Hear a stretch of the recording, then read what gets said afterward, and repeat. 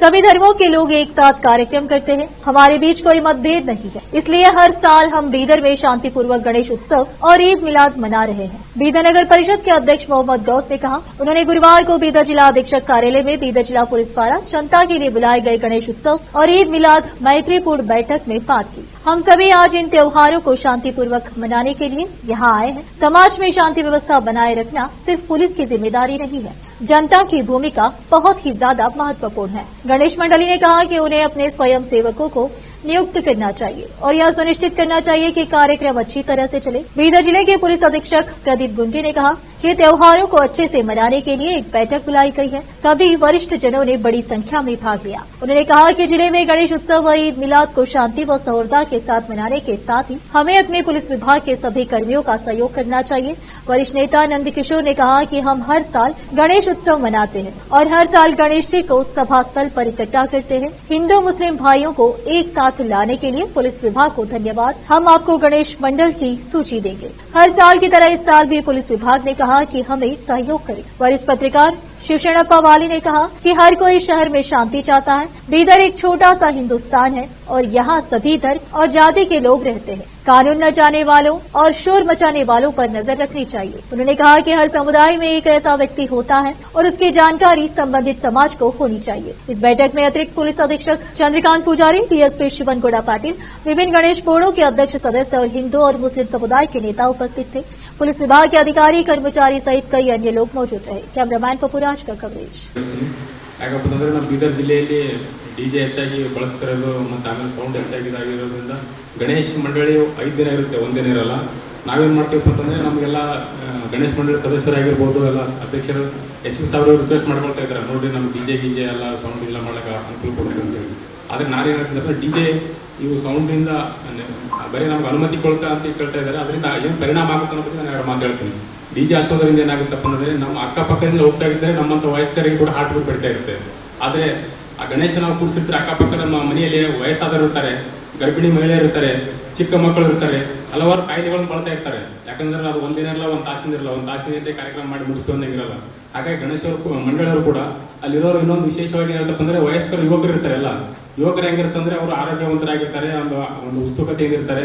ಅದು ತಮ್ಮದು ಅಷ್ಟೇ ವಿಚಾರ ಮಾಡ್ತಿರ್ತಾರೆ, ಆದರೆ ಬೇರೆದ್ರ ಬಗ್ಗೆ ವಿಚಾರ ಮಾಡ್ತಾ ಇಲ್ಲ. ಅದ್ರ ಬಗ್ಗೆನೂ ಕೂಡ ವಿಚಾರ ಮಾಡಬೇಕು. ಅದ್ರ ವಿಚಾರ ಮಾಡಿ ಹೆಚ್ಚಾಗಿ ಸೌಂಡು ಇಡೋದಾಗಿರ್ಬೋದು. ಮತ್ತು ಆಮೇಲೆ ಡಿಜೆಯಿಂದ ನಿಜವಾಗ್ಲೂ ನಾವು ನಮಗೆ ಒಂದು ಅರ್ಧ ಕಿಲೋಮೀಟರ್ ಇದ್ದು ಕೂಡ ನಮಗೆ ಹಾರ್ಟ್ ಬೀಟ್ ಬರಿತಾ ಇರ್ತಾರೆ ಡಿಜೆ. ಇದು ಎಲ್ಲರಿಗೂ ಗೊತ್ತಿದ್ದು ಸತ್ಯದ ಮಾತಿದೆ. ಹಾಗಾಗಿ ಗಣೇಶ ಮಂಡಳಿ ಸಂದರ್ಭದಲ್ಲಿ, ಉತ್ಸವ ಸಂದರ್ಭದಲ್ಲಿ ಹೆಚ್ಚು ಸೌಂಡ್ ಇಡಬಾರ್ದು. ಅದರಿಂದ ಇನ್ನೊಬ್ಬರು ತೊಂದರೆ ಆಗಲಾರ್ದಂಗೆ ಇದು ಮಾಡಬೇಕು ಅಂತೇಳಿ ನಾನು ವಿಶೇಷವಾಗಿ ಗಣೇಶ ಮಂಡಳಿಯ ಸದಸ್ಯರಲ್ಲಿ ಎಲ್ಲರ ಅಧ್ಯಕ್ಷರನ್ನ ಕಳಕಳಿ ಮನವಿ ಮಾಡ್ಕೊಳ್ತೀನಿ. SP साहब के अध्यक्षता में समाज के सभी बुजुर्गों को बुला के, नौजवानों को बुला के जो सलाह देने के बारे में यहाँ पर तशरीफ लाए और आप सलाह देने के बारे में बुलाए, तो मुझे ये कहना है, मैं जिस धर्म में पैदा हुआ उसमें ईद उल मिलाद मनाएंगे बोल के मुझे बात करने का तो मौका मिला। उसके लिए तमाम हाज़रान महफिल और ऊपर बैठे स्टेज पे सभी को मेरे तरफ से मुबारकबाद देते हुए मैं जब भी जो फंक्शंस होते हैं गंगा जमुना की तहजीब कहते हैं और हमें कभी भेदभाव ना हुआ, हिंदू हो या मुस्लिम हो, मैं डायरेक्ट बात करने वाला हूँ और हमेशा सबके साथ रहने वाला हूँ। हमें कभी ऐसा हुआ नहीं। छोटे मोटे तो चीज़ें होते हैं, घर में 4 भाई है, कुछ ना कुछ होते हैं। हम यहाँ पे जितने भी बैठे हैं पूरे एक है और दोनों प्रोग्राम की जवाबदारी जितने बैठे हैं वो पूरे लोग लेने के लिए आए हैं यहाँ पर, चाहे वो कोई समाज से हो, मुस्लिम हो, हिंदू हो और कोई समाज से हो, सब मिलकर एक होकर एक मिलकर दोनों भी प्रोग्राम करने के लिए आए हैं। इस डैश पे बैठे हुए SP सर को मैं पूरी बीदर की जनता की तरफ से बधाई देता हूँ और DSP साहब को यहाँ पर डैश पे बैठे हैं उनको भी बधाई देता हूँ। हमारे सबसे बड़े चहेते जो कि सबको चाहकर सबको लेकर चलने वाले शिवशरणप्पा वाली साहब को पूरी दिल की गहराइयों से मुबारकबाद देता हूँ। और हमारे वर्मा साहब, उनकी एज बड़ी है मगर उनका दिल बहुत छोटा है, क्योंकि उन्होंने हमेशा हमारे साथ अच्छी बात, जैसा मुन्ना बोले, हर कभी भी अगर पुलिस डिपार्टमेंट का मीटिंग रहता है तो उन्होंने सबको दोनों कास्ट के लोगों को समझाकर, आज से नहीं 25 साल से हम सबको साथ लेके चलते आए। वर्मा साहब को सामने बोलने की बात नहीं है, कभी भी कोई मामला होता है तो बिल्कुल ठोक ठोक कर बात करते हैं, उन्होंने कौन सी भी बात रहे तो मैं उनको बहुत ही धन्यवाद बोलता हूं। और मेरे आए वाले तमाम भाइयों का मैं शुक्रिया अदा करता हूं, क्योंकि देश के हालात बहुत संगीन चल रहे हैं। हम सबको एकजुट होकर मिलकर दोनों त्यौहार को करना है। जब पुलिस डिपार्टमेंट यहाँ पर हम सबको बुलाया है तो एक भरोसे से बुलाया है, यहाँ कोई चोर चोटों को नहीं बुलाते, क्योंकि भरोसे वालों को ही बुलाकर बात करते हैं। तो उनकी जवाबदारी कम है, डिपार्टमेंट की जवाबदारी कम है।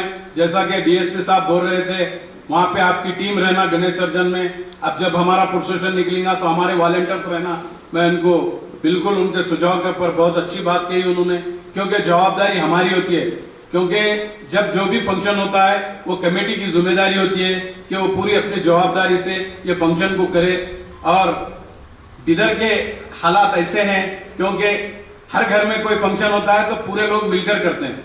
अब एसपी साहब तो नए हैं यहाँ पर, मेरे सीपीआई तकरीबन 10-10 साल 15 साल से इधर है, उनको पूरे बिदर के लोगों के बारे में बहुत अच्छा मालूम है, क्योंकि कौन कितने पानी में है और कितना पानी के ऊपर है। क्योंकि ये पुलिस बोलो तो ऐसा नहीं है दिखती जैसा, ऐसा इनके हाथ बहुत अंदर तक रहते हैं। इन्होंने हर आदमी के चेहरे को देखकर उसका अंदाजा लगा सकते हैं कि इन्होंने कितने पानी में। तो मैं यहाँ पर बुलाकर कुछ बात करने का मौका दिया, बहुत बहुत थैंक्स। ದಿವಸ ಅಂತ ನಾನು ಹೇಳ್ತೀನಿ, ಯಾಕಂದರೆ ಹೊರತಾಗಿ ಬಂದಂಥ ನಮ್ಮ ಎಸ್ ಪಿ ಸಾಹೇಬರು ಒಂದು ಹೊಸ ಇತಿಹಾಸವನ್ನು ನಿರ್ಮಾಣ ಮಾಡ್ತಾರೆ. ಯಾಕಂದರೆ ನಾನು ಸುಮಾರು ವರ್ಷದಿಂದ ಈ ಸೌಹಾರ್ದತೆ ಸಭೆಯಲ್ಲಿ ಬರ್ತಾ ಇದ್ದೀನಿ.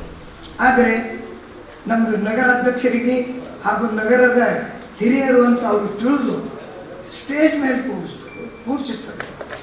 ಇದೊಂದು ಹೊಸ ಇತಿಹಾಸ. ಇವತ್ತಿನವರೆಗೆ ಎಸ್ ಪಿ ಅವರು, ಡಿ ಸಿ ಅವರು, ಎ ಎಸ್ ಪಿ ಅವರು ಎಲ್ಲರೂ ಕೂಡಿ ಸಭೆ ಮಾಡಿ ಹೇಳ್ತಿದ್ರು. ಅವರು ಒಂದು ಹೊಸ ಇತಿಹಾಸನ ಮಾಡ್ತಿದ್ರು. ನನ್ನ ಜೀವನದಲ್ಲಿ ನಾನು 93ನೇ ವಯಸ್ಸಿನಲ್ಲಿ ನಾನು ಮೊದಲನೇ ಸಲ ಆ ಸಭೆ ಸೌಹಾರ್ದತೆ ಸಭೆಯಲ್ಲಿ ಅಧಿಕಾರಿಗಳ ಜೊತೆಗೆ ನಾಗರಿಕರಿಗೂ ಹಕ್ಕಿದೆ ಎಂಬುದನ್ನು ತೋರಿಸಿಕೊಟ್ಟು ಅವರಿಗೆ ನಮ್ಮ ಬೀದರ್ ನಾಗರಿಕರ ವತಿಯಿಂದ ಅಭಿನಂದನೆಯನ್ನು ಸಲ್ಲಿಸ್ತೀನಿ. ಒಂದನೇದು, ಈ ಸೌಹಾರ್ದತೆ ಸಭೆ ಯಾಕೆ ಮಾಡಬೇಕು? ನಮ್ಮ ಗೆಳೆಯರು ಒಬ್ಬರು ಹೇಳಿದ್ರು, ಈ ಸಭೆ ಮನುಷ್ಯನಾಗ ಹೊರಟಿದ್ದಾರೆ ಇವಾಗ ಗುಚ್ಚಾಟ ಅಂತ. ಅದಕ್ಕೆ ಆ ಪ್ರಕಾರ ಯಾವುದೇ ಹಬ್ಬ ಬರಲಿ, ಆ ಹಬ್ಬದ ಹೇಳಕ್ಕೆ ಅವ್ರಿಗೆ ಅರೆಸ್ಟ್ ಮಾಡೋದು ಬೇಡ. ಅರೆಸ್ಟ್ ಮಾಡಿದ್ರೆ ಮತ್ತೊಂದು ಹೊಸ ಗಡ್ಬಡ್ ಶುರುವಾಯ್ತದೆ. ಅವ್ರ ಮ್ಯಾಲೆ ನಿಗಾ ಇಟ್ಟರು ಸಾಕು. ಅವ್ರು ಯಾವುದೇ ಸಂಬಂಧ ಪೊಲೀಸವರಿಗೆ ನಮ್ಮ ಬೀಟ್ ಜವಾನ್ ಇರ್ತಾರೆ, ಅವ್ರಿಗೂ ಎಲ್ಲರೂ ಎಲ್ಲಿ ಅಂತ ಗೊತ್ತಿರ್ತಾರೆ. ಅವ್ರಿಗೆ ಹಿಡಿಯೋದು ಬೇಡ, ನೀವು ಮನೇಲಿ ಇರಿ ಅಂತ ಹೇಳೋದು ಬೇಡ, ಅವ್ರಿಗೆ ಅರೆಸ್ಟ್ ಮಾಡೋದು ಬೇಡ. ಕೇವಲ ಅವ್ರ ಮೇಲೆ ನಿಗಾ, ಅವ್ರ ಆ್ಯಕ್ಟಿವಿಟೀಸ್ ಮೇಲೆ ನಿಗಾ ಇಟ್ಟರೆ ಅವ್ರಿಗೆ ಗೊತ್ತಾಗ್ತದೆ ನನ್ನ ಮೇಲೆ ನಿಗಾ ಇಡ್ತಾರಂತ. ಅವ್ರು ಯಾರು ಏನು ಮಾಡೋದು. ಆಮೇಲೆ ಬೀದರ್ ಒಂದು ಇಂಥ ಒಳ್ಳೆಯ ಜಾಗ ಇದೆ ಸಾಹೇಬ್ರೆ. ಬೀದರ್ನಲ್ಲಿ ನಾನು ಯಾವಾಗಲೂ ಹೇಳ್ತಾ ಇದ್ದೀನಿ, ಇದೊಂದು ಸಣ್ಣ ಹಿಂದೂಸ್ತಾನ ಇದ್ದಂಗೆ. ಇಲ್ಲಿ ಯಾವುದೊಂದು ಜಾತಿ ಇಲ್ಲ ಅಂಬಂದು ಇಲ್ಲ, ಎಲ್ಲ ಸಮಾಜದವ್ರು ಇಲ್ಲಿದ್ದಾರೆ. ಹಿಂದೂಸ್ತಾನದಲ್ಲಿ ಎಲ್ಲ ಜಾತಿ ಹುಡುಗರೆ ಬೀದರ್ನಲ್ಲಿ ಸಿಗ್ತಾರೆ. ಇರಾಣಿಗಳು ಇರ್ಲಿಕ್ಕೆ ಎಲ್ಲಿನೂ ಅಧಿಕಾರಿಗಳಿಗೆ ನಾವು ಆಶ್ವಾಸನೆ ಕೊಡೋಣ. ಪರ್ಮಿಷನ್ ತಗೊಳ್ಳೋದೇನದ ಸಾಹೇಬ್ರೆ, ನಮ್ಮದು ಮಹಾಮಂಡಳ ಏನಿದೆ ಅವ್ರು ಹೋಗಿ ತಗೋತಾರೆ. ಈಜಿ ಅದನ್ನು ಆ ಪರ್ಮಿಷನ್ ಕೊಟ್ಟಾರೆ ಅಂತೇಳಿ ಮನ್ಸಿಗೆ ಬಂದಂತೆ ಭಾರತದ ಬೇಡ, ಅದಕ್ಕೊಂದು ಲಿಮಿಟ್ ಇರ್ತದೆ. ನಾವೇ ಪೊಲೀಸರು ಬಂದು ಬದುಕರು ಅನ್ಬಾರ್ದು. ನಾವೇ ಎಷ್ಟು ಧ್ವನಿ ಎಲ್ಲಿವರೆಗೆ ಹೋಗಬೇಕು, ಎಷ್ಟು ಸೌಮ್ಯವಾಗಿರಬೇಕು, ಅದನ್ನು ನಮ್ಮ ಕಾಪಾಡೋಣ. ಯಾದ್ರ ಮೇಲೆ ಯಾರು ಬಂದಿಲ್ಲ, ಎಲ್ಲಿ ಬ್ಯಾಗ್ ಬರ್ತದೆ ಅಲ್ಲಿ ಗಡಬಡ ಶುರುವಾಗ್ತದೆ. ಬ್ಯಾಗ್ ತರಲಾರ್ದಾಗ ಸೌಹಾರ್ದತೆಯಿಂದ ಮಾಡಿದ್ರೆ ಒಳ್ಳೆಯದಾಗ್ತದೆ. ನನಗೆ ಇಲ್ಲಿ ನಾನು ಮಾತಾಡ್ತೀನಿ. ಇವತ್ತು ಈ ಮೀಟಿಂಗನ್ನು ವೇದಿಕೆಯಾಗಿ ನಾವು ಬಳಸಿಕೊಂಡು ನಿಮಗೆ ಕೆಲವು ಡಿಪಾರ್ಟ್ಮೆಂಟ್ ಪರವಾಗಿ ಡಿಪಾರ್ಟ್ಮೆಂಟ್ ವತಿಯಿಂದ ಕೆಲವು ಸೂಚನೆಗಳನ್ನು ನೀಡಬೇಕಂತಿದ್ದೇವೆ. ಮೊದಲನೇದಾಗಿ ನಾನೊಂದು ವಿಷಯ ಹೇಳಬೇಕಂತ ಇಷ್ಟಪಡ್ತೇನೆ.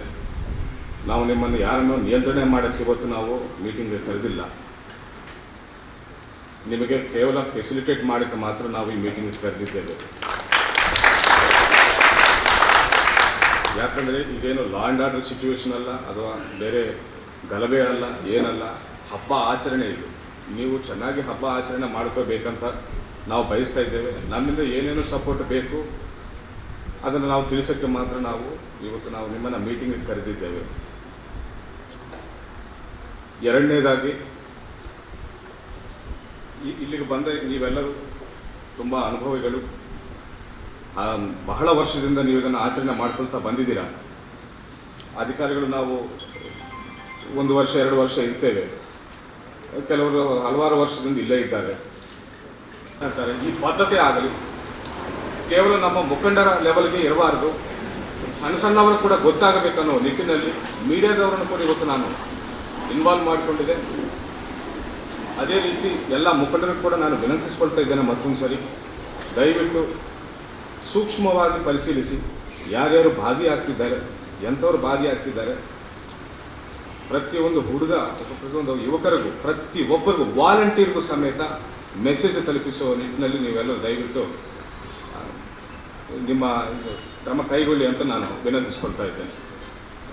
ಕೊನೆಯದಾಗಿ ಇನ್ನೇ ನಟ್ಶೆಲ್ ಓವರ್ ಆಲ್ ಡಿಪಾರ್ಟ್ಮೆಂಟ್ ಏನೇನು ಎಕ್ಸ್ಪೆಕ್ಟ್ ಮಾಡ್ತಾ ಇದೆ, ಇತ್ತೀಚೆಗೆ ಆಗಲಿ ಹಲವಾರು ವರ್ಷದಿಂದ ಆಗಲಿ ನಾವು ಏನೇನು ಇನ್ಸ್ಟ್ರಕ್ಷನ್ಸ್ ಬರೆದುಕೊಳ್ತಾ ಬಂದಿದ್ದೇವೆ, ಇನ್ನೇ ನಟ್ಶೆಲ್ ಓವರ್ ಆಲ್ ನಿಮಗೆ ಓದಿ ಒಂದು ಸತಿ ತಿಳಿಸಬೇಕಂತಲ್ಲ, ನೆನಪು ಮಾಡಬೇಕನ್ನೋ ಉದ್ದೇಶದಲ್ಲಿ ನಾವು ಇದ್ದೇವೆ. ಮುಖ್ಯವಾಗಿ ಎಲ್ಲಿ ಒಟ್ಟುಗೂಡ್ತಾ ಇದ್ದೀರಿ, ಜಾಮಿಯಾ ಮಸೀದು ಅಲ್ಲದೆ ಇನ್ನು ಎಲ್ಲೆಲ್ಲಿ ಒಟ್ಟುಗೂಡ್ತಾ ಇದ್ದೀರಿ, ಎಷ್ಟು ಜನರು ಒಟ್ಟುಗೂಡ್ತಾ ಇದ್ದೀರಿ, ನಿಮ್ಮ ಮುಖಂಡರು ಯಾರು, ಆರ್ಗನೈಸರ್ಸ್ ಯಾರು ಅನ್ನೋ ಲಿಸ್ಟನ್ನು ದಯವಿಟ್ಟು ನಮಗೆ ಕೊಡಿ. ಅದೇ ರೀತಿ ನೀವು ಕೂಡ ಸೌಂಡ್ ಸಿಸ್ಟಮನ್ನು ಲಿಮಿಟಲ್ಲಿ ಇಟ್ಕೊಳ್ಳಿ. ಎಲ್ಲರಿಗೂ ಒಂದೇ ಕಾನೂನು, ಅವ್ರಿಗಾಗಲಿ ಅವ್ರಿಗಾಗಲಿ ಎಲ್ಲರಿಗೂ ಒಂದೇ ಕಾನೂನು. ಸೊ ದಯವಿಟ್ಟು ಇದೇ ಸೌಂಡ್ ಲಿಮಿಟ್ಸ್ ನಿಮಗೆ ಕೂಡ ಅನ್ವಯ ಆಗ್ತವೆ ಅಂತ ಹೇಳಕ್ಕೆ ಇಷ್ಟಪಡ್ತೇನೆ. ಅಲ್ಲದೆ ರ್ಯಾಲಿಯಲ್ಲಿ ಆ ಕಡೆಯವರಾಗಲಿ ಈ ಕಡೆಯವರಾಗಲಿ ಯಾರೇ ಇರಲಿ, ರ್ಯಾಲಿಯಲ್ಲಿ ಹುಡುಗರಿಗೆ ಸೈಲೆನ್ಸರ್ ತೆಗೆದಾಕಿದ್ದ ಬೈಕ್ಗಳನ್ನು ಯೂಸ್ ಮಾಡುವುದಕ್ಕೆ ಯಾವುದೇ ರೀತಿ ಅವಕಾಶ ಪಡಬೇಡಿ. ಇವತ್ತು ನೀವು ಹಿರಿಯರಿದ್ದೀರಿ, ಇದೇ ಹುಡುಗರು ಒಂದು 20 ವರ್ಷ ನಂತರ ನಿಮ್ಮ ಜಾಗದಲ್ಲಿ ಬಂದು ಕುಳಿತುಕೊಳ್ತಾರೆ. ದಯವಿಟ್ಟು ಅದು ಅವರಿಗೆ ನೆನಪು ಮಾಡಿ, ಅವರು ಕೂಡ ಒಂದು ಸಾರ್ವಜನಿಕ ಜವಾಬ್ದಾರಿ ಇದೆ ಅನ್ನೋದನ್ನು ಅವರಿಗೆ ತಿಳಿಸಿ. ಈ ರೀತಿ ಸೈಲೆನ್ಸರ್ಗಳನ್ನು ತೆಗೆದು ರ್ಯಾಲಿ ಮಾಡಿ ಯಾರಿಗೆ ಏನು ಸಾಧನೆ ಮಾಡಬೇಕಂತಿದ್ದಾರೋ ನನಗೆ ಗೊತ್ತಿಲ್ಲ. ಸೊ ದಯವಿಟ್ಟು ಈ ರೀತಿಯ ಕಲ್ಚರ್ಗೆ ನೀವು ಪ್ರೇರಣೆ ನೀಡಬೇಡಿ. ಇವತ್ತು ಹಬ್ಬದಲ್ಲಿ ಸೈಲೆನ್ಸರ್ ತೆಗೆದು ಹಾಕಿ ರ್ಯಾಲಿಯಲ್ಲಿ ಭಾಗವಹಿಸ್ತಾರೆ, ನಾಳೆ ಅವನು ಸೈಲೆನ್ಸರ್ ಹಚ್ಚಬೇಕಂತ ಅನಿಸೋದಿಲ್ಲ, ನಾಳೆ ಕಾಲೇಜ್ ಕಡೆ ಹೋಗಿ ಇನ್ನೊಬ್ಬರಿಗೆ ಚಲಾಯಿಸಿಬಿಡ್ತಾನೆ ಅದೇ ಸೈಲೆನ್ಸರ್ ಇಲ್ಲದ ಬೈಕನ್ನು ಚಲಾಯಿಸಿ. ಸೊ ಅದನ್ನು ಫಾಲೋ ಮಾಡಿ ದಯವಿಟ್ಟು. ಒಟ್ಟಿನಲ್ಲಿ ಎಲ್ಲರಿಗೂ ಮತ್ತೊಂದು ಸರಿ ನಾನು ಶುಭಾಶಯಗಳನ್ನು ತಿಳಿಸ್ತಾ, ಹಬ್ಬವನ್ನು ಚೆನ್ನಾಗಿ ಆಚರಿಸ್ಕೊಳ್ಳೋಣ, ಭಕ್ತಿಯಿಂದ ಆಚರಿಸೋಣ, ಯಾವುದೇ ರೀತಿಯ ತೊಂದರೆ ಬೇರೆಯವ್ರಿಗೆ ಏನೂ ತೊಂದರೆ ಆಗದಂಗೆ ಆಚರಿಸೋಣ. ಅದಕ್ಕೆ ನಿಮ್ಮೆಲ್ಲ ಸಹಕಾರ ನನಗೆ ಬೇಕಂತ ವಿನಂತಿಸ್ಕೊಳ್ತಾ ಥ್ಯಾಂಕ್ ಯು.